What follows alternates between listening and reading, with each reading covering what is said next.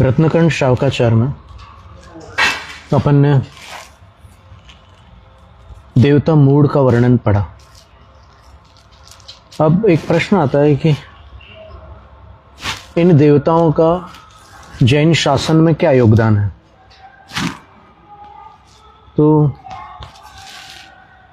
यशस्तिलक चंपू ग्रंथ में जो श्लोक था 240 क्रमांक श्लोक था अष्टम आश्वास का, यानी 8वें अध्याय में श्लोक क्रमांक 240 में उन्होंने बताया था कि अगर भगवान के पूजानुष्ठान में और इनके पूजानुष्ठान में कोई ऐसी मान्यता रखता है कि इनमें और उनमें कोई अंतर नहीं है, तो फिर वो मिथ्या दृष्टि होता है और जिनेंद्र की आसाधना के कारण वो अधोगामी होता है। ये बात थी। देवं जगत्त्रयी नेत्रम व्यंतराद्याश्च देवताः समं पूजा विधानेषु पश्यन् दूरं व्रजेदधः। तीनों जगत के लिए नेत्र स्वरूप सर्वज्ञ वीतराग हितोपदेशी तीर्थंकर भगवान को और उनके शासन रक्षक व्यंतरादिक देवताओं को जो पूजानुष्ठानों में बहुवचन समान मानता है, एक जैसा मानता है, तुल्य मानता है, एक बराबर मानता है, वो भगवान के आसाधना के कारण अधोगामी होता है, नरक गति का पात्र होता है। ये एक बात थी। तो अपन ने कल देखा कि पिछले सत्र में देखा कि शासन देवताओं के पास जो भी आराधना के लिए जा रहे हैं उनकी 5 श्रेणियां बनती है। एक श्रेणी तो अपन देख ही चुके हैं, लालच के कारण जा रहा हो, वरदान प्राप्ति की इच्छा से जा रहा है, आशान्वित होकर के जा रहा है, उसको इतनी जानकारी है मात्र कि देवों के पास दिव्य शक्तियां होती है, तो उनकी शक्तियों से मुझे लाभ हो, इस लोभ से, लाभ के लोभ से वो वहाँ जाकर के उनकी उपासना करता है, उनकी आराधना करता है। तो उसकी चेष्टा को, उसके उस कार्य को देवता मूढ़ कहा जाता है। फिर उसी में टीकाकार ने कहा कि यदि वो उनको शासन सक्त देवता के रूप में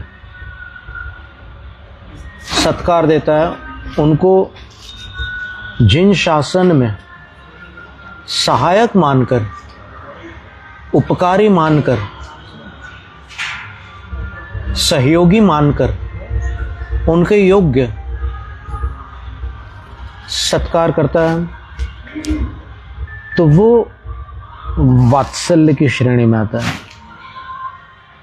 कि वो भी जिन भक्त है, मैं भी जिन भक्त हूँ, वो जिन शासन में विशिष्ट सहयोग दे रहे हैं, मैं अपनी क्षमता के अनुसार सहयोग दे रहा हूँ, अथवा अगर मेरे में क्षमता ही नहीं है तो मैं भावना करता हूँ कि मुझ में क्षमता उत्पन्न हो ताकि मैं जिन शासन को सहयोग दे सकूं। तो इस भावना से यदि वो उनका सत्कार करता है, उनकी उपासना करता है, उनकी आराधना करता है, उनके पूजा विधान आदिक शब्द जो था टीका में वो ये था, करता है, तो न तन म्लानता हेतु, तो उस सम्यक की मलिनता का कारण नहीं होता।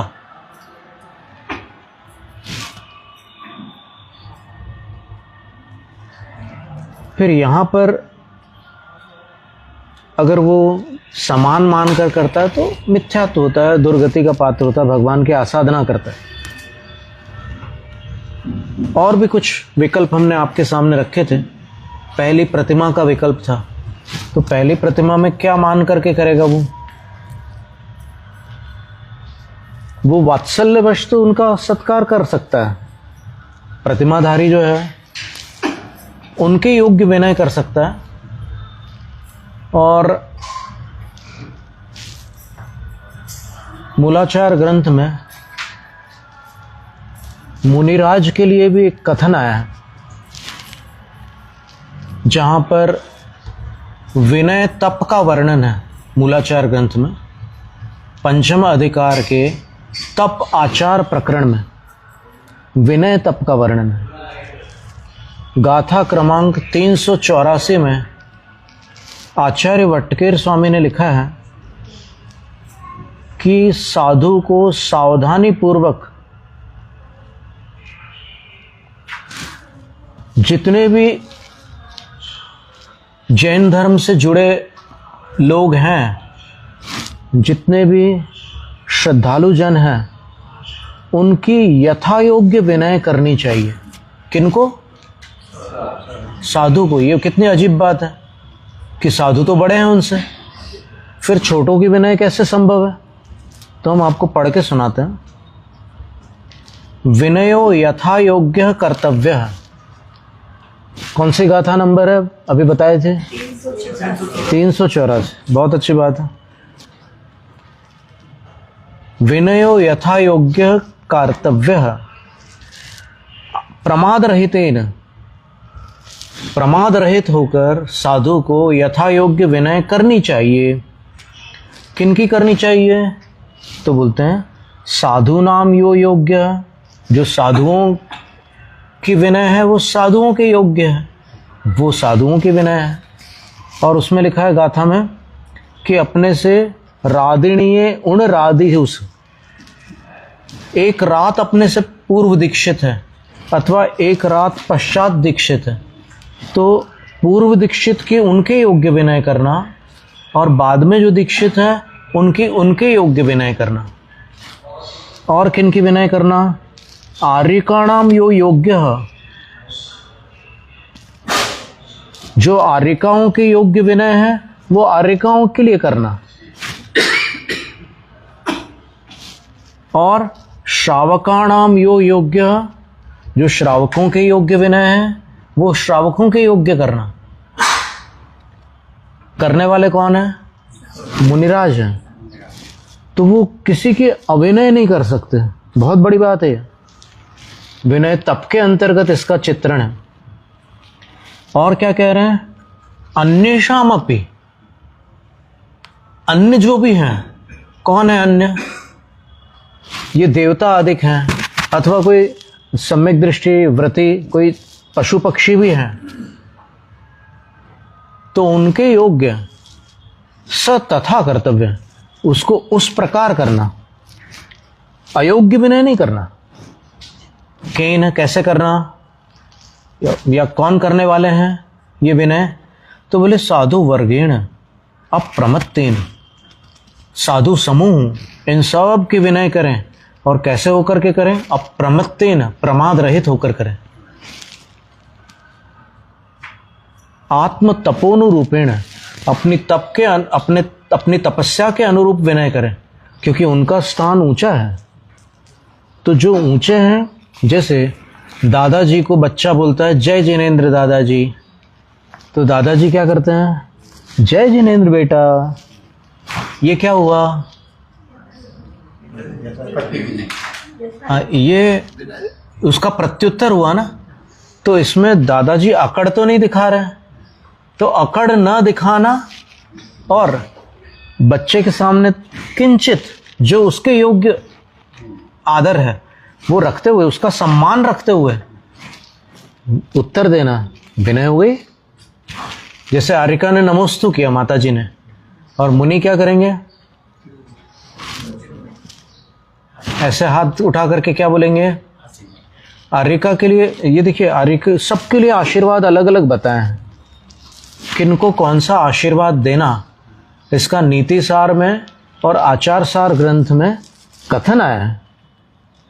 आर्यिकाओं के लिए बोलेंगे कर्मक्षयोस्तु, फिर एलक शुल्लक जब नमोस्तु करेंगे तो उनसे बोलेंगे समाधिस्तेस्तु। फिर प्रतिमाधारी श्रावक अथवा गृहस्थ कोई हैं जिनके जो जैन धर्म को मानते हैं, उनके लिए कहेंगे धर्म वृद्धिरस्तु। और कोई पापोपजीविका कर रहे हैं, यानी पाप की कमाई कर रहे हैं, वो अगर सामने आ जाए और उनके भाव हो जाए कि जैन मुनि को नमोस्तु कर लें, तो उनको आशीर्वाद देंगे। धर्म लाभोस्तु, तुम्हें धर्म का लाभ हो। एक बार हम ऐसे ही जा रहे थे, अभी भी इस समय की बात है, कुछ ही दिनों पहले की, कि एक अंडे की दुकान वाला आया और उसने हमें प्रणाम किया। तो अब प्रणाम करने वाले को आशीर्वाद देना तो हमारा कर्तव्य है। तो क्या हम उसको ये आशीर्वाद देंगे कि खूब फलो फूलो, डटे रहो, लगे रहो? ऐसा आशीर्वाद तो दे नहीं सकते। हमने ये आशीर्वाद दिया, सद्बुद्धि रस्तु, तुम्हें सद्बुद्धि हो। ऐसे ही एक बार कहीं और 10-12 वर्ष पहले की बात है, वहाँ पर एक कोई पता नहीं मछली या उसकी दुकान वाला कोई था मुर्गे की, उसने आकर के ऐसे प्रणाम किया, तो हमने उसको भी ये आशीर्वाद दिया। तो हमारे साथ में चलने वाले श्रावकों ने हमसे पूछा कि महाराज जी आपने उसको आशीर्वाद कैसे दिया और आपने क्या आशीर्वाद दिया? तो हमने बताया कि उसको हमने ये आशीर्वाद दिया। तो उसमें यही लिखा है शास्त्र में कि जो धर्म से दूर है उनको ये आशीर्वाद दो कि धर्म लाभोस्तु, तुम्हें धर्म का लाभ हो। और जो विवेक से दूर है उनको ये आशीर्वाद दो, सद्बुद्धि रस्तु। ऐसे भिन्न भिन्न प्रकार के आशीर्वाद। और जिनको जैसे मृत्युदंड देते हैं जो लोग, जिनको जल्लाद या फिर चांडाल कहते हैं, वो अगर साधु को प्रणाम करे तो क्या आशीर्वाद दे? तो उसका उत्तर भी दिया वहां पर, पापक्षयोस्तु, तुम्हारे पापों का नाश हो, ऐसे आशीर्वाद देते हैं। तो ये जो पल भर के लिए साधु उसकी ओर ध्यान देते हैं, थोड़ा उसकी ओर झुक जाते हैं कि इसने मेरी जिन मुद्रा को देखकर मस्तक झुकाया है या ये मेरे प्रति विनम्र हुआ है, तो फिर वो भी थोड़ा सा उसकी ओर ध्यान दे करके उसको कल्याण का आशीर्वाद देते हैं। कल्याणमस्तु, शुभमस्तु, शांतिरस्तु, बहुत प्रकार के आशीर्वाद होते हैं। और प्रासुक द्रव्यादि भी स्वशक्त्या चेति, कोई प्रासुक वस्तु भी उसको, प्रासुक द्रव्य भी उसको भेंट कर सकते हैं साधु। ये मूलाचार में लिखा हुआ है। प्रासुक वस्तु का मतलब, अगर मान लो वो माला फेरने की इच्छा रखता है और साधु के पास अतिरिक्त माला हो, तो वो माला उसको भेंट कर सकते हैं। तो इसको भी विनय की श्रेणी में रखा उन्होंने, और विनय तप के अंतर्गत ये गाथा है। तो ये भी एक बात है। अन्य शाम का अर्थ होता है ये देवता आदि।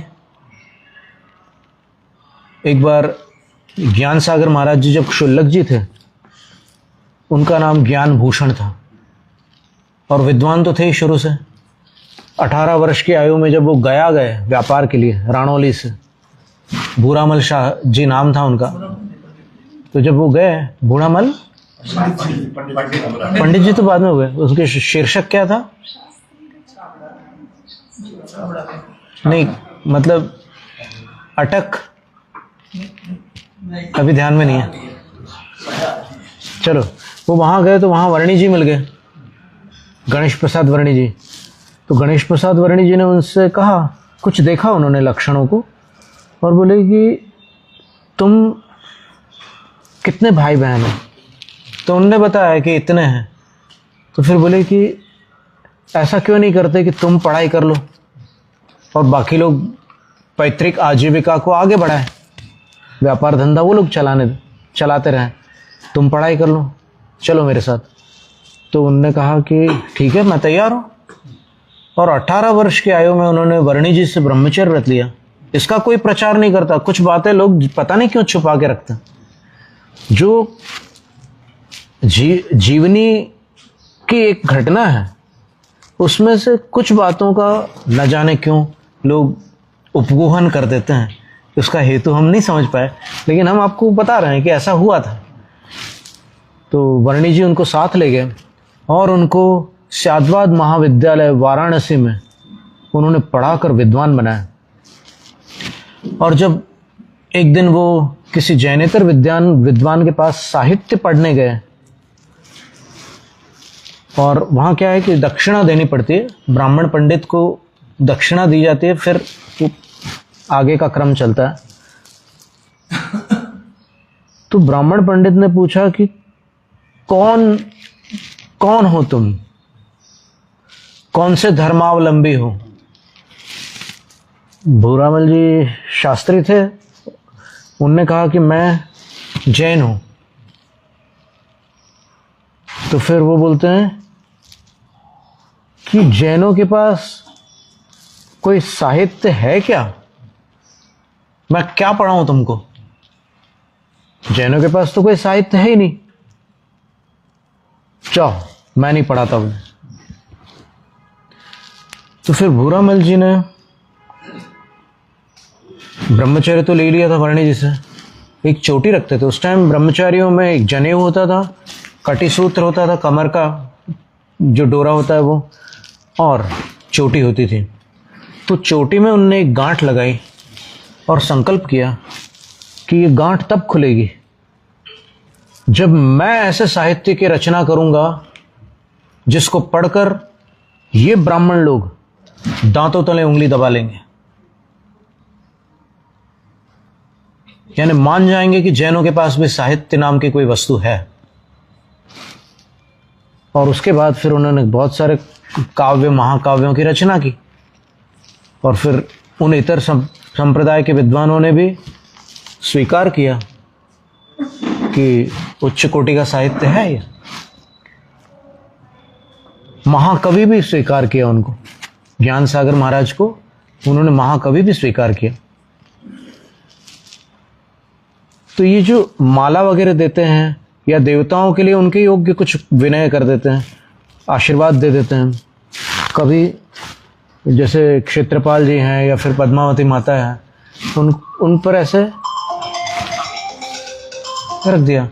तो ज्ञान सागर महाराज जी जब क्षुल्लक थे तब उनने एक संस्मरण लिखा है, उनके खुद के अपनी लेखनी में उनका लिखा हुआ एक लेख है कि एक दिन की बात है, मैं आचार्य रत्न देशभूषण महाराज श्री के कक्ष में बैठा हुआ था। मैं कुछ पढ़ रहा था और वो एक तरफ बैठे हुए थे, हम लोग 2 लोग थे। अचानक ऐसा लगा कि 2 लोग अंदर आए हैं,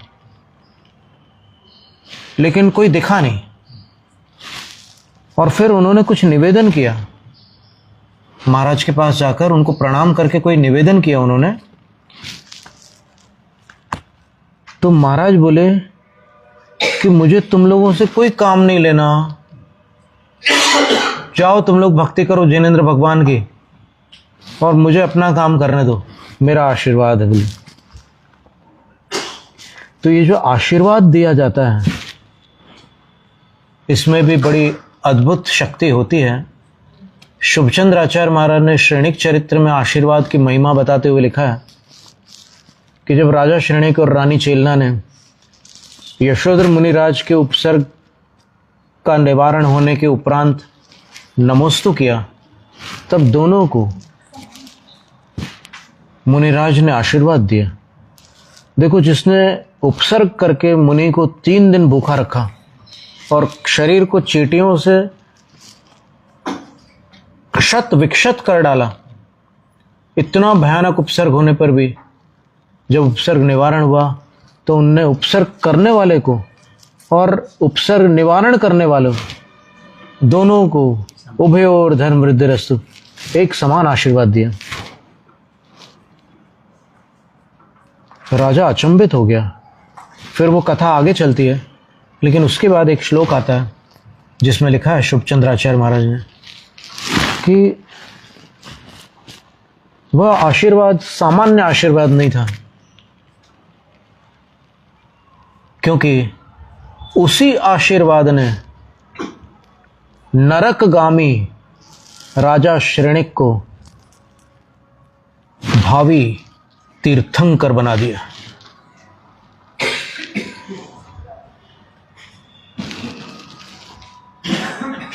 कितनी बड़ी महिमा हो गई आशीर्वाद की। यानी एक आशीर्वाद है किसी को भावी तीर्थंकर बना सकता है।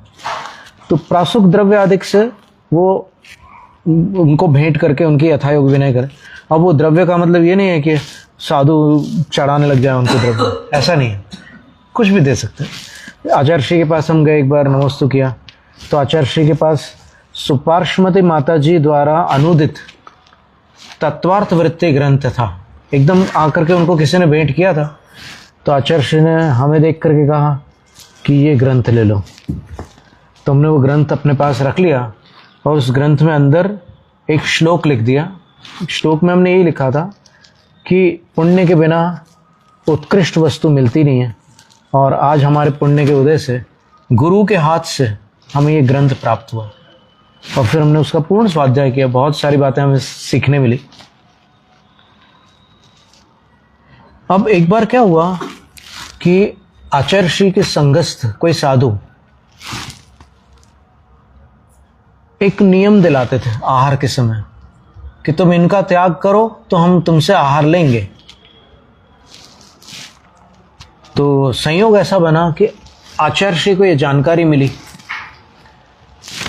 आचार्य श्री ने उनको बैठाल करके कहा कि आप ऐसा नियम देते हो चौके में कि इनका त्याग करो तब आहार लेंगे।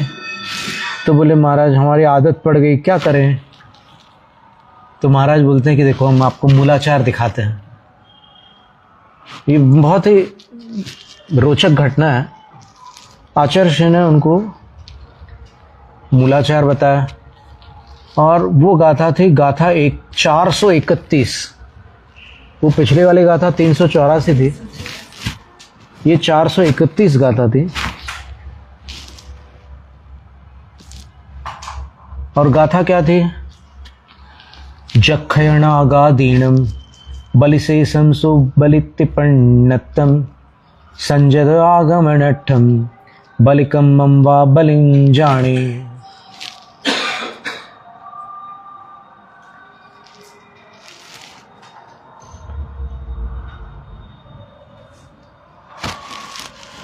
पूर्वार्ध में एक बात बताइए और उत्तरार्ध में दूसरी बात बताइए। इस गाथा में दो कथन हैं। ये गाथा मूलाचार के पिंड शुद्धि अधिकार की गाथा है, जहाँ पर श्रावकों के निमित्त से साधु को आहार में दोष लगते हैं, उसकी चर्चा है। उद्गम दोष कहते हैं उसको। तो इसमें लिखा है कि जक्षय नागादीनम, यक्ष में ये शासन यक्ष यक्षी आ जाते हैं, क्षेत्रपाल आ जाते हैं। और नागादीनम का अर्थ होता है नाग कुमार में अपने धरणेन्द्र पद्मावती आ जाते हैं। तो और आदि शब्द से और भी ऐसे कोई देव हों, उनके लिए कोई श्रावक बलिर नैवेद्यम, नैवेद्य अर्पित करता है, ठीक है। तो शेषम, उसने नैवेद्य अर्पित किया तो कुछ नैवेद्य बच गया, तो वो बचा हुआ नैवेद्य भी बलि नैवेद्य ही कहलाता है। और यदि मुनि को आहार दान में उन देवताओं को चढ़े हुए नैवेद्य में से बचा हुआ नैवेद्य अंजलि में देता है, तो देने वाले की देने वाला जाने, लेकिन लेने वाले जो मुनिराज हैं उनको 46 दोषों में से ये दोष लगता है, बलि दोष।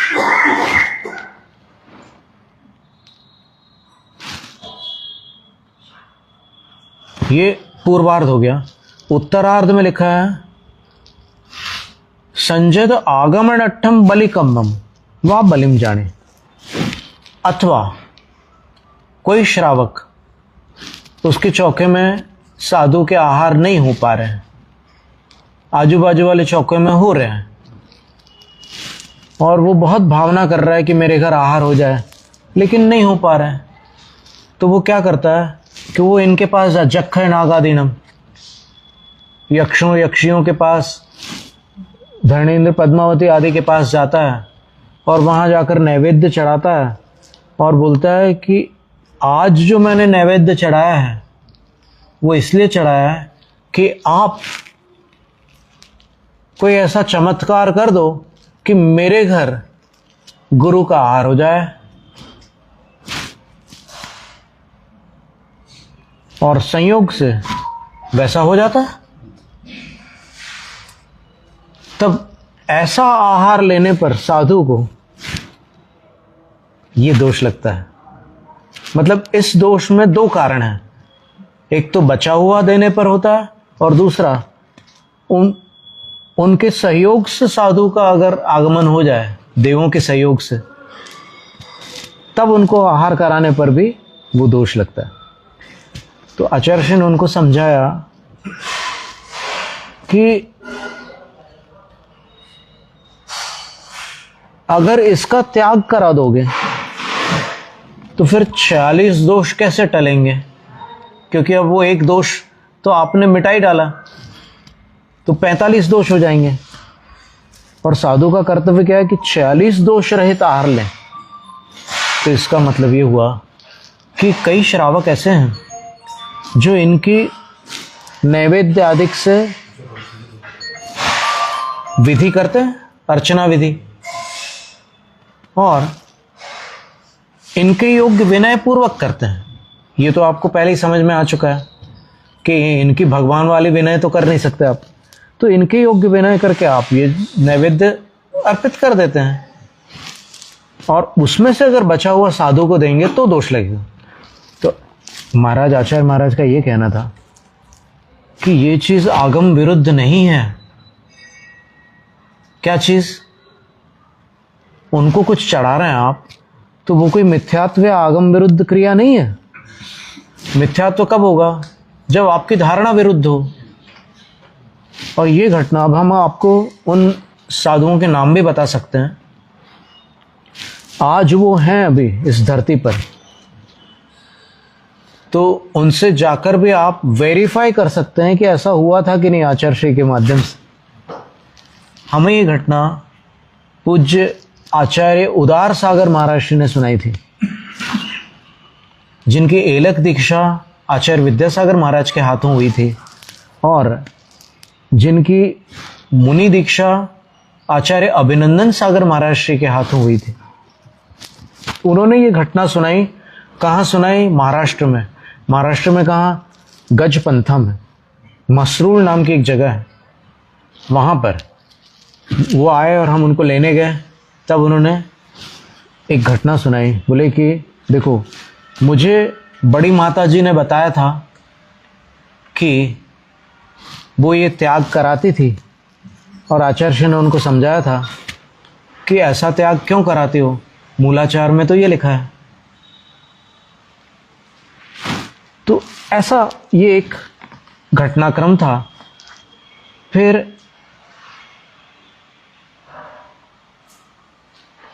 एक ऐसा भी आलेख छपा था जिसमें लिखा था कि इनका कोई अस्तित्व ही नहीं है, शासन देवता नाम की कोई वस्तु जैन धर्म में होती ही नहीं है।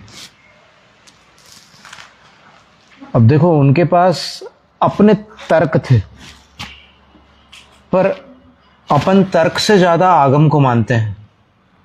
तो अगर आगम में ये कथन मिल रहा है तो फिर अपन अमान्य नहीं कर सकते।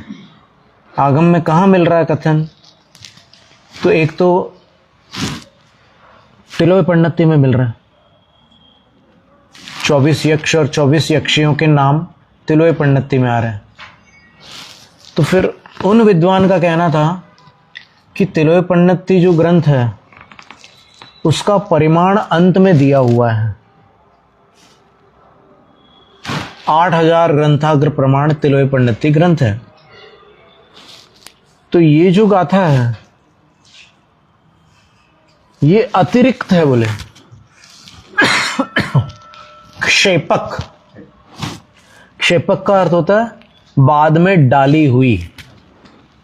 ये मूल गाथा नहीं है, क्योंकि 8000 से अतिरिक्त इसमें तिलोय पंडिती में 9000 श्लोक प्रमाण गाथाएं मिल रही हैं। तो फिर ये जो 1000 अतिरिक्त है उसमें मिल रही है।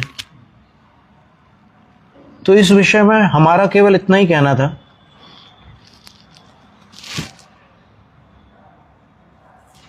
कि अगर आप 1000 श्लोक प्रमाण गाथाओं को क्षेपक मानने को तैयार है, तो उससे बेहतर तो ये होगा कि अंत में जो गाथा मिल रही है 8000, हो सकता है वो क्षेपक हो, क्योंकि किसी ग्रंथ की 1000 गाथाएं या 1000 श्लोक प्रमाण गाथाएं क्षेपक कैसे हो सकती है? आप कल्पना करके देखो कैसे हो सकती है। 2-4 गाथाएं क्षेपक हो सकती है, 10-20 गाथाएं क्षेपक हो सकती है, चलो 50 गाथाएं भी क्षेपक हो सकती है, लेकिन कहीं कोई ऐसा इतिहास है क्या कि जहां 1000 श्लोक प्रमाण गाथाएं क्षेपक हो? तो ये बात अब व्यावहारिक है, इम्प्रैक्टिकल है, केवल कल्पना को संतुष्ट कर सकती है, वास्तविकता में ये घटित नहीं हो सकता ऐसा। तो एक तो वो बात हो गई।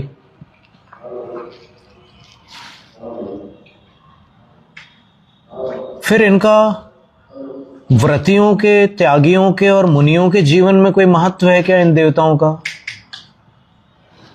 तो उसके विषय में भगवती आराधना की एक गाथा, 560 नंबर गाथा भगवती आराधना में, वहां पर लिखा है कि जब कोई सल्लेखनाधारी क्षपक गुरु के सामने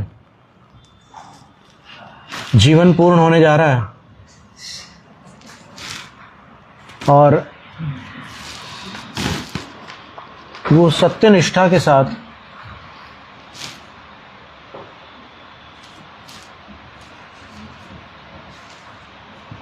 अपने जीवन भर की गलतियों को गुरु के सामने प्रकट कर रहा है, मरने से पहले इस जीवन के जितने पाप थे वो गुरु को बता दे, जितने स्मृति में आ जाए उनको गुरु के सामने प्रकट कर दें। तो उस प्रकरण में लिखा है, क्वतर्हि आलोचना प्रतीक्षति त्याह। आचार्य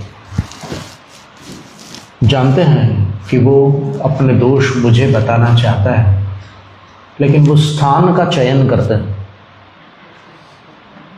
वो हर जगह उसके दोष नहीं सुन सकते। कोई विशिष्ट स्थान होते हैं जहां बैठ करके वो अपने दोष बताएंगे और आचार्य पूरे सुनेंगे। कौन सा स्थान है? अरहंत सिद्ध सागर पौम सरम खीर पुप्प फल भरियम उज्जान भवन तोरण पाषाणम नाग जख घरम। अरहंत भगवान की प्रतिमा हो तो उनके सामने बैठ करके आचार्य बैठेंगे और वो क्षपक अपने दोषों की आलोचना करेंगे। एक, फिर दूसरा, सिद्ध प्रतिमा हो तो उनके सामने भी कर सकते हैं। अब सिद्ध प्रतिमा का क्या स्वरूप है? तो मूलाचार ग्रंथ में लिखा है कि प्रात्याहार्य रहता सिद्ध प्रतिमा, जो प्रतिमा सिंहासन, चंवर, भामंडल, छत्र आदि प्रातिहार्यों से रहित है, वो सिद्ध प्रतिमा है। जो खोखली है वो सिद्ध प्रतिमा नहीं है, क्योंकि खोखली प्रतिमा का कहीं जैन आगम में उल्लेख नहीं है। न जाने किसने ऐसी कल्पना की और फिर वो प्रचलन चल पड़ा। एक बार हमारे गुरु के सामने जब सूर्य मंत्र का समय चल रहा था तो हम उनके बाजू में ही खड़े थे और किसी ने आचार्य श्री के सामने वो प्रतिमा ला करके दिखाई। वो प्रतिमा तो थी, आकृति रहती है, आसपास धातु होता है, बीच वाला खाली भाग था। तो आचार्य श्री ने बोला, अब देखो सूर्य मंत्र पढ़ने के बाद ऐसे फूंक मारी जाती है, फूंकते हैं सूर्य मंत्र को। और इधर पूर्वी देशों में कहते हैं कि जब दीक्षा देते हैं, कोई गुरु अपने शिष्य को दीक्षित करते हैं, तो दीक्षा देते समय भी जहाँ पर वो दीक्षा मंत्र पढ़ा जाता है तब ऐसे करके वो फूंकते हैं। और फूंकते समय ये जीभ को ऊपर लगाना पड़ता है तालू में ऐसे, तो वो बहुत हाई पावर उसमें रहता है और उससे दीक्षार्थी अभिमंत्रित हो जाता है। तो जितने भी साधु गुरुओं से दीक्षित हैं वो प्रतिष्ठित मूर्तियों के समान है। और इधर जब सूर्य मंत्र देते हैं तो प्रतिमा के कानों में वो अभिमंत्रित करते हैं।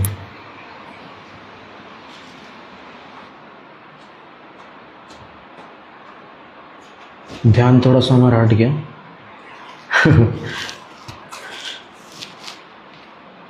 वो आलोचना कर रहे हैं, जीवन भर के दोष बता रहे हैं गुरु के सामने कि मैंने ऐसे ऐसे दोष किए हैं, मैंने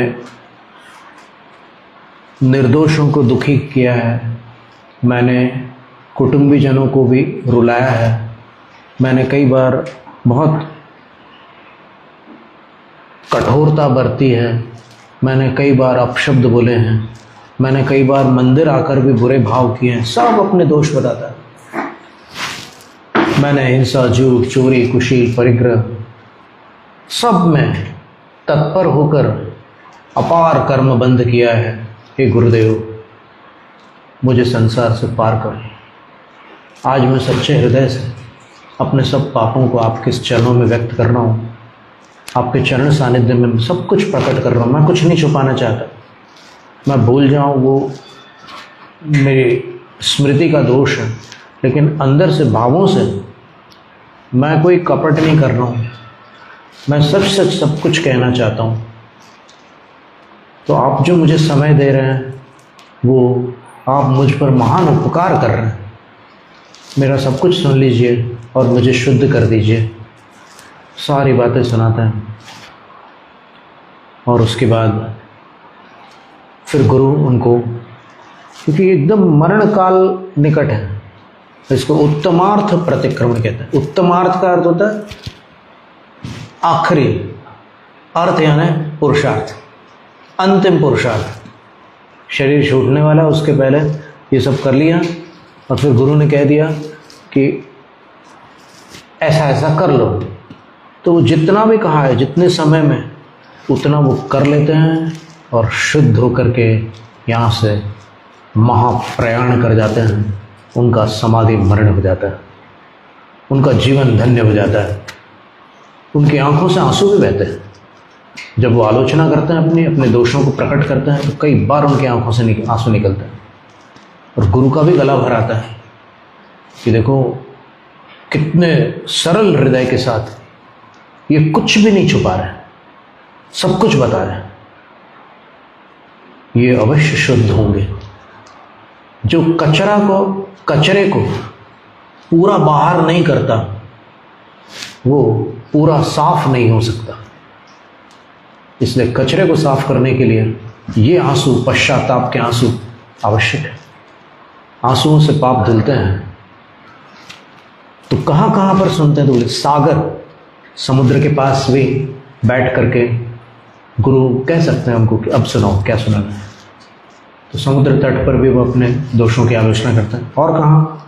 पौम सरोवर, पद्म सरोवर, जिस सरोवर में कमल खिले हुए हैं, उसके निकट बैठ करके भी वो उसकी आलोचना सुनते हैं, क्षपक की। और कहाँ? खीर, उप, फल भरियम,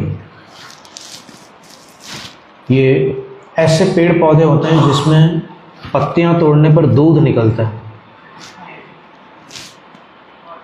तो उनके निकट बैठ करके भी वो आलोचना सुनते हैं। और कहाँ? कोई पुष्प और फलों से भरी हुई वाटिका है, जहाँ खूब फूल खिले हुए हैं, जहाँ खूब फल लगे हुए हैं, वहाँ जाकर के भी उनकी बात सुन लेते हैं। होता ऐसा है कि वातावरण चाहिए, एक ऐसा वातावरण चाहिए जहाँ वो अपने हृदय की सारी बात बाहर कर सके। तो ऐसे वातावरण को वो चुनते हैं। और कहाँ पर? उद्यान, कोई बगीचा हो, उद्यान हो, वहाँ भी जाकर के वो सुन लेते हैं। भवन, किसी भवन में भी कोई साधु की वसतिका हो, बिल्कुल पूरा व्यवस्थित वहाँ पर सब कुछ स्थान हो, तो वहाँ पर भी सुन सकते हैं। तोरण, कोई तोरण वाला कक्ष हो, जिसके द्वार पर तोरण लगे हुए हैं, वहाँ पर भी सुन सकते हैं। कई बार मंदिरों में तोरण लगे रहते हैं, तो वहाँ पर भी सुन सकते हैं। भगवान गर्भालय में है, लेकिन मंदिर में और भी जो स्थान है वहाँ बैठ करके भी सुन सकते हैं। और पाषाण में गुरु चट्टान पर बैठे हुए हैं, शिष्य भूमि पर बैठे हुए हैं, और वो शपक शिष्य अपने निर्यापक गुरु को, निर्यापक आचार्य को, जो संलेखना वाले आचार्य होते हैं वो निर्व्यापक आचार्य कहलाते हैं, तो उनको जाकर के सब कुछ सुनाते हैं। और कहाँ पर? नाग जख गरम, नाग मंदिर यानी धरणेन्द्र का मंदिर हो या फिर पद्मावती का मंदिर हो, अलग से सेपरेट, यहाँ पर ये शब्द दिया ना, नाग जख गरम, यानी उनका आलय है, वो जिनालय से पृथक है। तो वहाँ भी बैठ करके आचार्य है, अगर वो एक संकेत करें तो फिर देव लोग वहाँ पर उपस्थित भी हो सकते हैं, और वो उनसे कह सकते हैं शपक से कि देखो अभी देवता भी यहाँ पर उपस्थित हैं।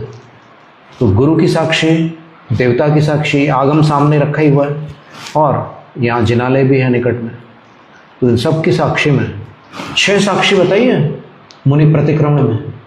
पाक्षिक प्रतिक्रमण में मुनिराज बोलते हैं अरहंत सख्यम, सिद्ध सख्यम, साहु सख्यम, अप सख्यम, पर सख्यम, देवद सख्यम।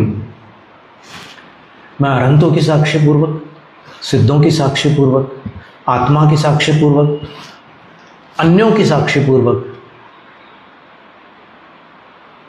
देवताओं की साक्षी पूर्वक और साधुओं की साक्षी पूर्वक, गुरु की साक्षी पूर्वक आलोचना, प्रतिक्रमण और प्रायश्चित स्वीकार करता हूँ।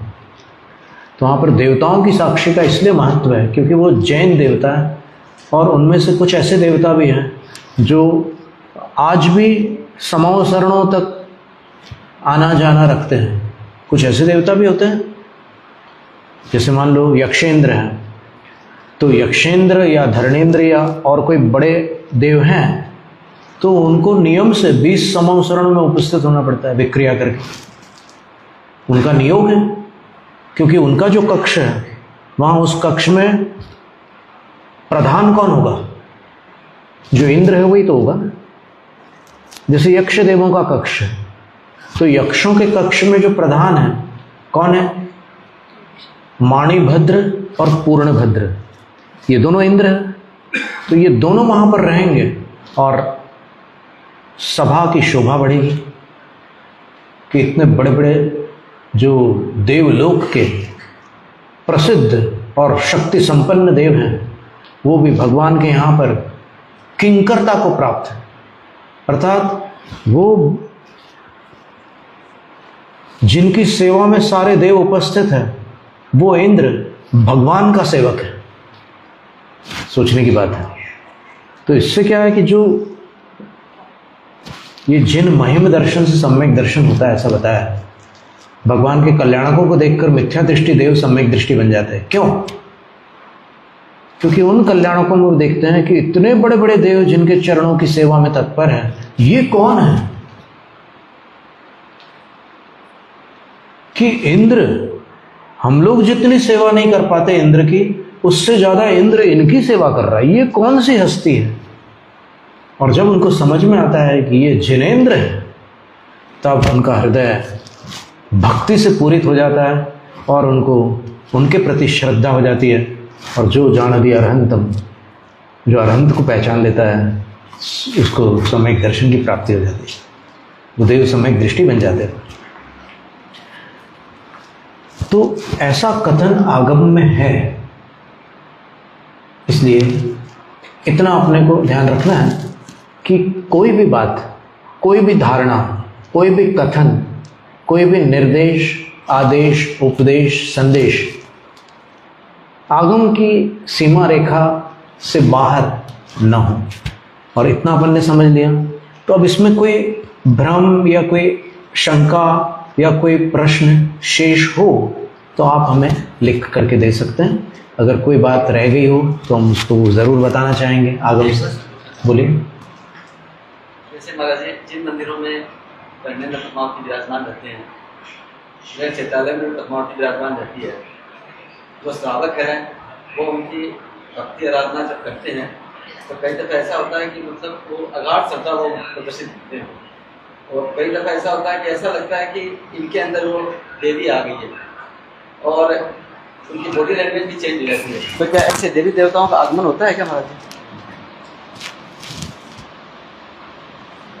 एक शब्द आया है मूलाचार में, ग्रहिल, जिसका अर्थ होता है मतलब उससे आहार न ले, ऐसा बोला है कि जो ग्रहिल है, ग्रहिल का अर्थ होता है किसी देव या देवी से संचालित है, प्रभावित है, उसकी सारी चेष्टाएं उसके अनुरूप हो रही है। पंडित जगन मोहन जी ने इसमें एक संस्मरण सुनाया था। एक बार एक यक्षदेव थे, उनसे उन्होंने कुछ लोग, अब वो यक्षदेव को उन्होंने बोला कि हम कुछ पूछना चाहते हैं, तो फिर वो आए किसी पर, बैठो।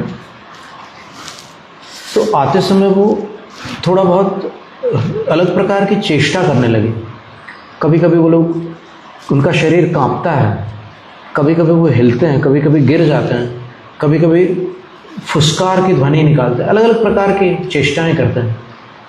तो पंडित जी ने उनसे पूछा कि आप जब आते हो किसी मनुष्य पर और मनुष्य के माध्यम से आप कुछ संदेश देना चाहते हो, तो अब ये सब ऑफिशियल बातें नहीं, ये संस्मरण या फिर ये प्रैक्टिकल जिनने अनुभव किए वहाँ की बातें हैं। आगम में चर्चा तो आई है कि ग्रहिल शब्द आया है दायक दोष में कि उससे आहार न ले, तो वो है तो सही कुछ, लेकिन ये जो साक्षात जिनने वो किया हुआ है वो बता रहे हैं। उनने पूछा कि आप जब आते हो तो फिर ये ऐसे चेष्टाएं क्यों करता है? तो उन्होंने बोला कि हम जब आते हैं तो हमारा जो वीर्य गुण है और इसका जो गुण है, हम दोनों में अंतर होता है। तो हमारी शक्ति और इसकी शक्ति में अंतर होने के कारण इसके शरीर में थोड़ी तकलीफ होती है। जब हम जब आते हैं तो ये थोड़ा कांपता है, फिर हम अपनी शक्ति को कम करते हैं, कम करने के बाद उसमें थोड़ी सी वो कंपन कम होती है, और उसके बाद जब हमारी और उसकी शक्ति में तालमेल हो जाता है तब शांति से वार्तालाप होता है। तो पंडित जी ने बहुत सारे प्रश्न पूछे, और पंडित जी बोल रहे थे कि मैंने ये भी पूछा कि आचार्य शांति सागर महाराज और वर्णी जी इस समय कहाँ पर? आचार्य शांति सागर महाराज का खास पूछा था उन्होंने कि वो इस समय कहाँ पर है। तो फिर वो देव क्या उत्तर देता, वो शिखर जी के कोई यक्ष थे, वो बोलते हैं कि मुझे तो नहीं दिख रहा है, वो मेरे अवधि ज्ञान से बाहर है, बोले मुझे नहीं दिख रहा है। पर हाँ, मैं अपने कुछ परिचित जो बड़े देव हैं उनके माध्यम से जानकारी निकाल सकता हूँ। तो फिर पंडित जी बोले कि देखो, हमारी तो उत्कंठा, हम जानना चाहते हैं, तुम पता करो कहाँ पर है। तो फिर कुछ समय लगा उनको, और उसके बाद फिर उन्होंने उत्तर दिया।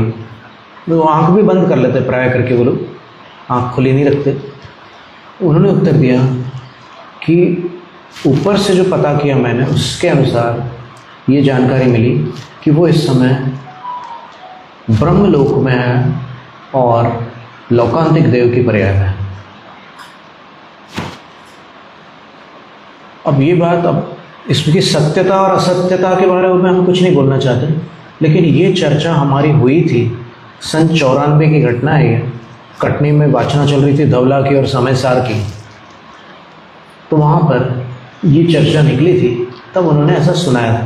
तो उन्होंने कहा कि होता है ऐसा, पर मतलब इसका मतलब ये नहीं है कि वो आ गए तो हम उनके मतलब ऐसी विनय करने लग जाए कि जैसे परमेष्ठियों को ही हम भूल जाएं और फिर उन्हीं की भक्ति में तल्लीन हो जाए। ऐसा कुछ नहीं है। वो भी एक संसारी प्राणी, अपन भी एक संसारी प्राणी। वो जिन भक्त है, अपन भी जिन भक्त है। वो 4 गतियों में से एक गति में है, अपन एक गति में है। अपनी गति अलग है, उनकी गति अलग है, लेकिन शास्त्रों में सबका परिचय दिया ही हुआ है। ऐसी बात है। तो ऐसी चेष्टाएं होती हैं। अब दूसरा सत्र है, पहले इसका एक कार्य करते हैं। कुछ छूट गया हो तो आप लोग स्मरण करो ना आगामी सत्र में, ताकि अपन उसका भी समाधान कर लें।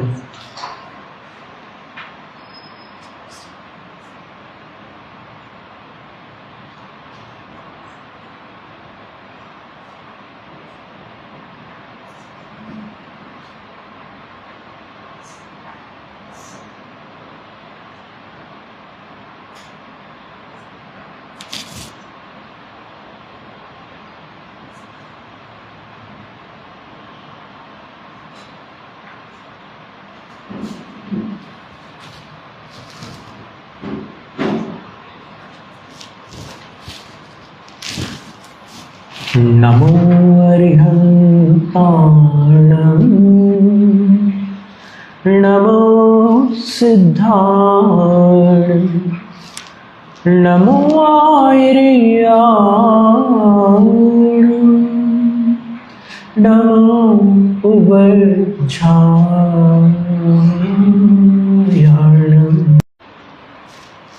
3 लोक और 3 काल के परमार्थ आप्त परमात्मा भगवान जिनेन्द्र देव शेष आर्यका माता जियों को वंदा में। महाराज की जय।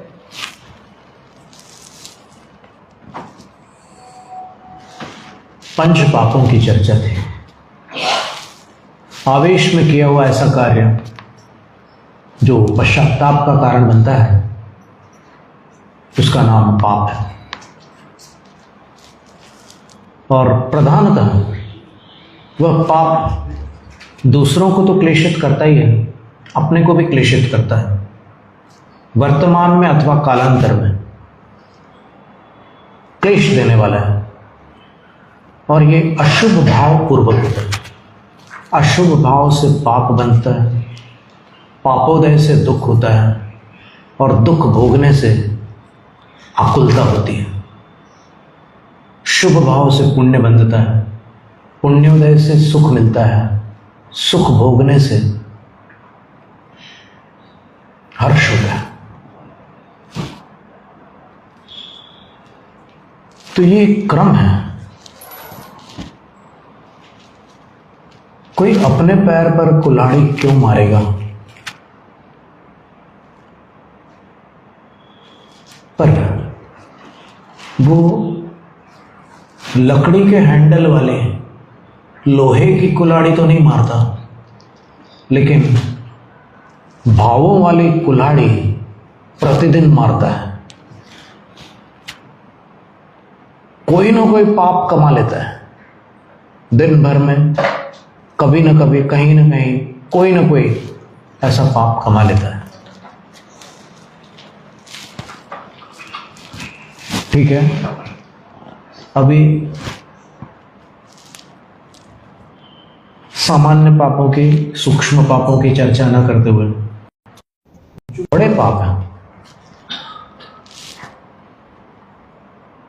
साधु मार्ग एक ऐसा मार्ग है जहां पर सूक्ष्म और स्थूल, छोटे और बड़े सब प्रकार के पापों का त्याग करना होता है। लेकिन गृहस्थ जीवन में ऐसा संभव नहीं है। वहां पर कुछ काल के लिए तो संभव है, जैसे सामायिक करने आप बैठे, उतने काल के लिए आप सूक्ष्म और स्थूल दोनों पापों का त्याग कर, प्रोषदोपवास कर लिया तो सूक्ष्म और स्थूल दोनों पापों का त्याग कर दिया। कुछ काल के लिए तो ये सब बातें संभव है, लेकिन हर समय नहीं हो सकता। तो कुछ काल के लिए जो संकल्प लिया जाता है उसको नियम कहते हैं, और सर्वकाल का जो संकल्प होता है उसको यम कहते हैं।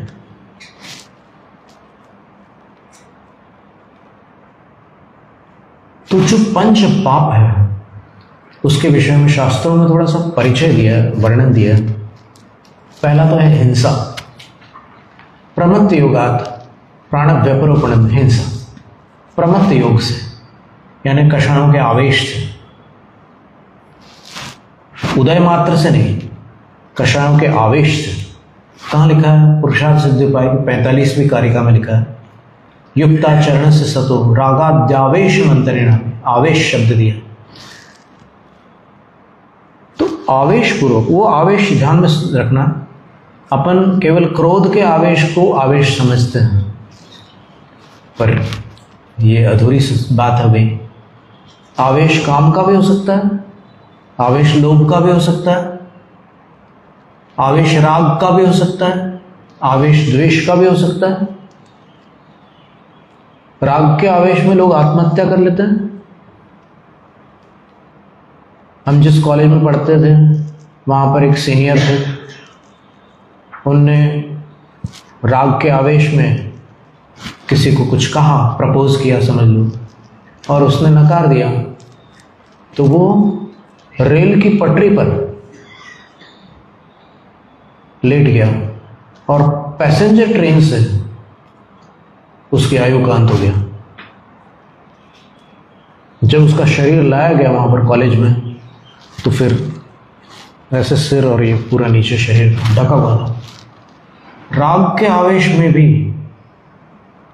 व्यक्ति हिंसा कर, अपने को कष्ट देना अहिंसा नहीं है, दोनों ही हिंसा। अगर आवेश पूर्वक आप कर रहे हैं तो, और अगर आवेश रहित होकर, जैसे लिखा है कि जो वहां पर एक शंका की है, अहिंसा व्रत का जहां वर्णन है पुरुषार्थ सिद्धोपाय में, वहां लिखा है कि साधु लोग इतनी तपस्या करते हैं, इतना कायक्लेश करते हैं, केशलौंच करते हैं, पैदल चलते हैं, भूखे रहते हैं, रसों का त्याग करते हैं, तो ये भी तो कष्ट देना ही तो हुआ। तो कष्ट देने से हिंसा होगी कि नहीं होगी? तो उसमें उत्तर दिया उन्होंने, बहुत सुंदर उत्तर दिया कि कष्ट अगर राग द्वेष के आवेश पूर्वक दिया जाता है तब हिंसा होती है। और यहां पर जो कष्ट है, ये कष्ट शक्ति का उल्लंघन करके नहीं दे रहे। जितनी क्षमता है उतनी प्रतिकूलता को अंगीकार करके वो अपने इंद्रियों को जीत रहे हैं, क्योंकि अनुकूलता में काम नहीं बनता। अब आपको गर्मी लग रही है, आपने प्रबंध कर लिया उसके निवारण का। ठंडी लग रही है, उसके निवारण का प्रबंध कर लिया। भूख लग रही है, उसके निवारण का प्रबंध कर लिया। प्यास लग रही है, उसके निवारण का प्रबंध कर लिया। तो फिर आप इंद्रियों पर विजय प्राप्त नहीं कर सकते। विजय कब प्राप्त होगी? जब आप प्रतिकूलता में समता धारण कर पाओगे तब। और प्रतिकूलता में समता धारण करने का नाम साधना है। तो साधना के लिए जो कष्ट सहा जाता है उसको हिंसा नहीं कहा जाता। इसलिए नहीं क्योंकि उसमें कोई कषाय पूर्वक नहीं कर रहे हो। और अगर कोई कषाय पूर्वक करे तो आचार्यों ने कहा है सम्यक योग निग्रह गुप्ति। तुमने बोलना बंद कर दिया, मौन धारण कर लिया, लेकिन तुमने गुस्से में आकर के ऐसा संकल्प किया, तो उसका नाम गुप्ति नहीं है। उससे कोई संवर नहीं होने वाला। तुम्हें कर्मों का बंध होता रहेगा, क्योंकि तुमने गुस्से में बातचीत बंद की। और अगर तुम बोलने की इच्छा छोड़ करके शांत भाव से मौन हो जाओ तो फिर असाधारण लाभ होगा। कहते हैं कि 50 साल की उम्र के बाद प्रत्येक मनुष्य को प्रतिदिन 20 मिनट मौन का अभ्यास करना चाहिए, प्रतिदिन।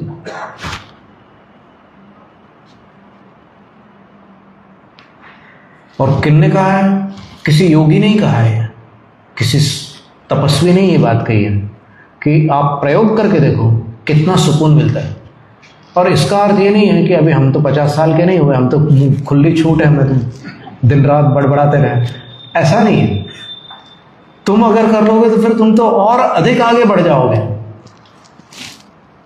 क्योंकि जब इंद्रियां अधिक सक्रिय होती है उस समय उन पर विजय प्राप्त कर लेने से असाधारण शक्तियां उत्पन्न हो जाती है।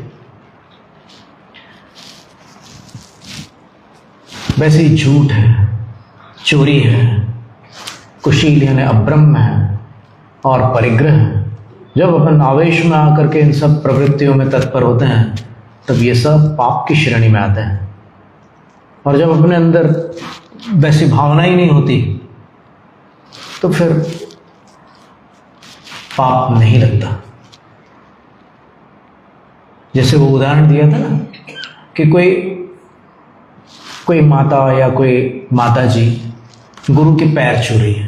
राजवार्तिक का उदाहरण दे रहे हैं, हम अपने मन से कुछ नहीं बोल रहे हैं। और आप लोग ये मत समझना कि हम कोई अपनी विचारधारा आप पर आरोपित करना चाहते हैं, ऐसा कुछ भी नहीं। हम सिर्फ ये समझा रहे हैं कि पाप कब होता है और कब नहीं होता।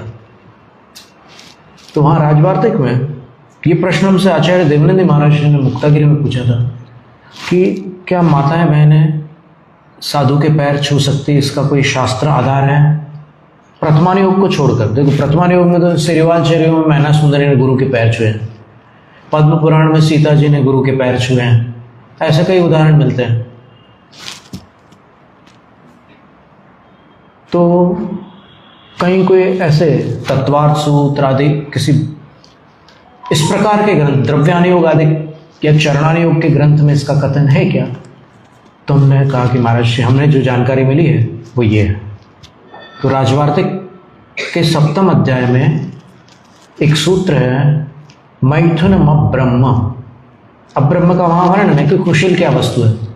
तो वहाँ पर ये लिखा है कि स्त्री प्रव्रजितयोर नमस्काराद्या सेवने।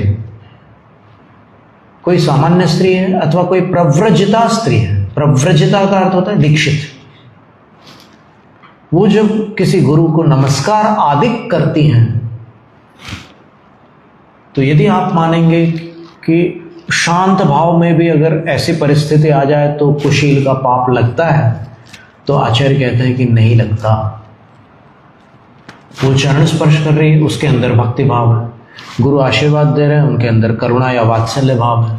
तो जहाँ भक्ति, करुणा और वात्सल्य भाव होते हैं वहाँ पर जैन शास्त्रों के अनुसार कुशील का पाप नहीं लगता। और अगर इससे विरुद्ध कोई अन्य भावना है, एक बार हमने एक 20पंथी साधु से पूछा था कि महाराज ये जो पैर छूती हैं माताएं सब आप लोगों के, तो इसके विषय में आप क्या कहेंगे कि ये उचित है कि अनुचित है? तब उन्होंने बड़ा सुंदर उत्तर दिया।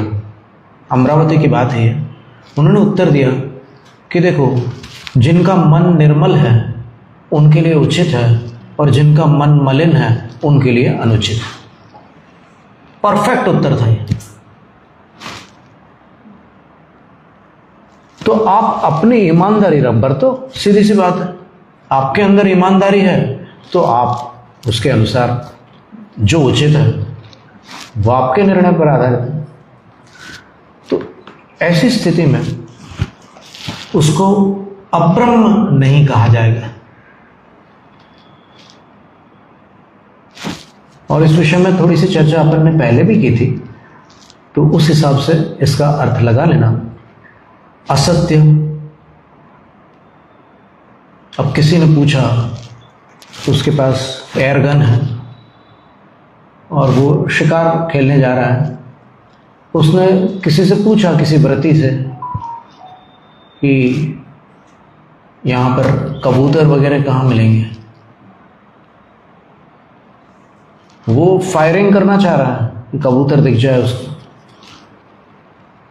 और वो व्यक्ति उसको ऐसा स्थान बता देता है जहां पर कबूतर तो क्या, चिड़िया भी नहीं मिल सकती। तो असत्य बोलने पर भी वो पापी नहीं है, ये समझना। उसने हकीकत का बयान नहीं किया, गलत चीज बताई, लेकिन वो पापी इसलिए नहीं है क्योंकि पर पीड़ा प्राणी पीड़ा कर्म वचन असत्यम। सर्वार्थ सिद्धि में लिखा है कि असत्य किसे कहते हैं? ऐसे वचन जो आपको खुद कभी भविष्य में पीड़ा दे या फिर दूसरे प्राणियों को पीड़ा दे, वो वचन असत्य वचन है। तो ये पाप नहीं है। अगर आपने किसी की जान बचाने के लिए ऐसा कहा तो वो आप पापी नहीं हुए। चोरी में भी बहुत सारी बातें आती है। एक किस्सा तो हमने सुनाई दिया था, वो कान काट लिया था उसने माँ का।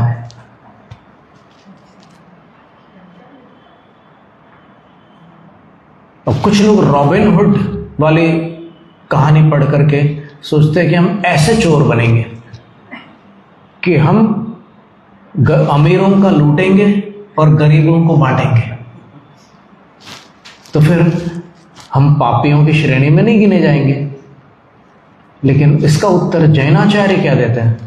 अर्था नाम ये एते प्राणा एते बहिश्चरा पुंस सहरति तस्य प्राणान यो जनति यो जनो हरति यस्य अर्थान। बोले कि ये 10 प्राण तो अपने अंदर है, आयु प्राण है, श्वासोच्छ्वास आदि है, इंद्रियां, मन, ये सब अपने अंदर है। लेकिन ये एक प्राण बाहर भी है तिजोरी में। तो आचार्य कहते हैं कि बहिश्चरः प्राणः पुंसाम, ये मनुष्यों के बाह्य प्राण हैं। तो जो इनका हरण करता है वो प्राणों का हरण करता है, इसलिए उसको भी पाप लगता है। वो अमीर गरीब का हिसाब मत लगाओ। ऐसा थोड़ी है कि सारे अमीर बेईमान होते हैं और सारे गरीब ईमानदार होते हैं, ऐसा नियम नहीं है। तो इसलिए तुम न्यायाधीश मत बनो, तुम उल्टे सीधे काम मत करो। जैसे हिंसा वाले कहते हैं ना कि अगर हिंसक प्राणी को हम मार देंगे तो 2 लाभ होंगे। कौन से 2 लाभ होंगे? पहला लाभ तो ये होगा कि कई जीव बच जाएंगे उसको मारने से, और दूसरा लाभ ये होगा कि वो जो मार मार कर पाप कमा रहा था, मौत होने के बाद वो उस पाप से बच जाएगा। तो फिर आचार्य कहते हैं कि उसको मारकर तुझे जो पाप लगेगा उसका गणित तुझे पता है क्या? तू उसको शांत भाव से मार सकता है क्या? किसी को मारने के लिए आवेश जरूरी है, तो फिर तेरे को जो पाप बंधेगा उसका फल तो वो बांटने वाला है, तुझे ही भोगना पड़ेगा। तो इस तरह हिंसा, झूठ, चोरी, कुशील और परिग्रह, इन पापों को जो गृहस्थ पूर्ण रूप से नहीं छोड़ सकता वो कुछ मर्यादा करके छोड़ सकता है। और अणुव्रत का स्वरूप शास्त्रों में आया है, उसको भी आप देख सकते हैं। और सामान्यतः आप सदाचार स्वीकार कर ले अपने जीवन में, तो पापाचार में निश्चित रूप से कमी आएगी। और कुछ ऐसी आदतें होती हैं जो जोर पकड़ लेती है। 5 पाप तो ठीक है, 5 पाप हो गए, लेकिन कुछ ऐसी बुरी आदतें होती है जो जोर पकड़ लेती है और उसके बिना फिर चैन नहीं पड़ता। किसी को कोई आदत पड़ गई तो उसको चैन नहीं पड़ता। जैसे बैठे बैठे किसी को उंगलियां चटकाने की आदत है और उसको कहा है कि धर्म सभा में उंगलियां नहीं चटकाना, तो वो नहीं चटका रहा है, बहुत सावधान है कि नहीं उंगलियां नहीं चटका रहा है, उंगलियां नहीं। और ऐसे ही सुनते सुनते अचानक वो खो गया कहीं, चटका लिया। तो आदत को क्या दिन और क्या रात। तो ऐसी जो बुरी आदत होती है उसको व्यसन कहते हैं। ये शब्द अब कैसे बना? अस धातु में वि उपसर्ग के साथ ल्युट प्रत्यय करने पर व्यसन शब्द बना। अशुभवी, जो वि यानी विशेष रूप से मनुष्य में रहता है, वो आसानी से जाता नहीं, आता है पर जाता नहीं, उसका नाम व्यसन है। उसको कैसे छोड़ा जाए? तो डॉक्टर डेविड हॉकिंस ने 32 वर्षों तक रिसर्च किया कि किसी व्यसनी को व्यसन मुक्त करने के लिए एक कॉन्शियसनेस कैलिबर चाहिए, एक चेतना का स्तर चाहिए। जब तक उस चेतना के स्तर में वो नहीं पहुंचेगा तब तक वो बुरी आदत छूट नहीं सकती। बहुत अद्भुत बात हमने ढूंढी, मैप ऑफ कॉन्शियसनेस। आप नेट पे सर्च करना, आपको पूरे चार्ट्स बने बनाए मिल जाएंगे। मैप ऑफ कॉन्शियसनेस, वो देखिए आप, तो उसमें आपको चार्ट्स मिलेंगे। क्षमा 350 consciousness calibre, computer games 80 consciousness calibres है, और 80s के दशक के बाद जिनका जन्म हुआ है वो बच्चे 200 कॉन्शियसनेस कैलिबर वाला है, 200 प्लस कॉन्शियसनेस कैलिबर वाले हैं। तो जब एक बच्चा किसी को क्षमा करता है तो उसकी वो 200 की जो ऊर्जा थी वो 350 पहुंच जाती है, और जब वो कंप्यूटर गेम्स खेलता है, गोलियां चलाता है, तोप दागता है और हेलीकॉप्टर्स को नष्ट करता है खेल खेल में, तो उसकी वो ऊर्जा 80 तक पहुंच जाती है। तो 200 से 80 तक आने का मतलब ये हो गया कि 120 आंकड़े नीचे गिर गई उसकी शक्ति, और वहां से क्षमा तक चले जाने पर 150 आंकड़े ऊर्जा बढ़ गई। इसके बाद जब वो बुद्धिमान बन जाता है, पढ़ाई लिखाई में संलग्न हो जाता है और उसके अंदर तर्कणा शक्ति बढ़ जाती है, तो वो 400 से 499 तक उसके वो ऊर्जा पहुंच जाती है। जो ज़्यादा इंटेलिजेंट रहते हैं उनके दिमाग की ताकत बहुत अधिक होती है, और उसके ऊपर जब तर्क शांत हो जाता है तब प्रेम शुरू होता है। तो 500 की एनर्जी जो होती है वो जिसके अंदर वास्तविक प्रेम है उसकी होती है, और जिसकी ऊर्जा, जिसका कॉन्शियसनेस कैलिबर 540 हो जाता है, उसकी संगति में आने वाले का भी व्यसन छूट जाता है। उसके पास अगर कोई आ जाए तो वो व्यसन मुक्त हो जाता है। Carl Jung, the father of psychology, Carl Jung का नाम सुना होगा, मनोविज्ञान के पिता कहते हैं उनको। उनके पास एक शराबी आया, ये खुद कार्ल यूंग ने लिखा है, और उसने बहुत कोशिश की शराब छोड़ने की। डॉक्टर डेविड हॉकिंस ने जो रिसर्च किया, उनने पाया कि कार्ल यूंग की एनर्जी 500 के ऊपर थी, लेकिन 540 के नीचे थी, तो उसकी शराब नहीं छूट पाई।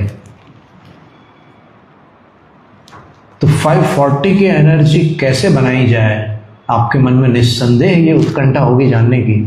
तो उसके लिए एक तो है ध्यान, और एक निष्काम प्रेम, निस्वार्थ प्रेम, सब जगत के प्राणियों के प्रति करुणा और प्रेम। जिनेंद्र मणि जी ने कहा कि अगर आप 5 साल सबके प्रति मां का प्रेम रखना प्रारंभ कर दो तो आप महात्मा बन जाएंगे। आप चाहो तो प्रयोग करके देख लो, 5 वर्ष सबके प्रति मां का प्रेम हो आपके अंदर, तो आप महात्मा बन जाएंगे। तो व्यसनों से मुक्त होने के लिए सत्संगति आवश्यक है, और व्यसनों में पढ़ने के लिए कुसंगति।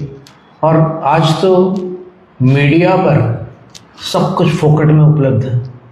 अब फोकट क्या कहो, उसमें नेट का तो खर्चा आता ही है, लेकिन बाद में जो कीमत चुकानी पड़ती है वो इतनी भारी होती है। मनुष्य हंसते हंसते व्यसन करता है, पर मरते समय रोता है कि काश नहीं करता तो अच्छा रहता। तो क्या चाहते हो आप, अभी की खुशी और भविष्य का दुख, या अभी थोड़ा सा मन को वश में कर लो और भविष्य में सुखी हो जाओ? इन दो में से क्या चाहोगे? सबको सब कुछ करने की छूट है, लेकिन इतना विवेक रहे कि बाद में रोना ना पड़े। जो मर्जी में आए करो, लेकिन बाद में ना रोना पड़े, तब तो आप विवेकी हो। और अगर अब आप अभी खुली छूट रख करके कुछ भी करने लग जाओ, बाद में रोना पड़ जाए, तब मजा नहीं आएगा। इसका नाम बुद्धिमानी नहीं है। इसलिए व्यसन मुक्ति में ही सार है। जैनम जयतु शास्त्र। शास्त्र पठन में मेरे द्वारा यदि जो कहीं कहीं प्रमाद से कुछ अर्थ वाक्य पद मात्रा छूट गई, सरस्वती मेरी उस त्रुटि को कृपया क्षमा करें, और मुझे कैवल्य धाम में मां विलंब धरे। वांछित फलदात्री चिंतामणि सदृशमात तेरा, वंदन करने वाले मुझको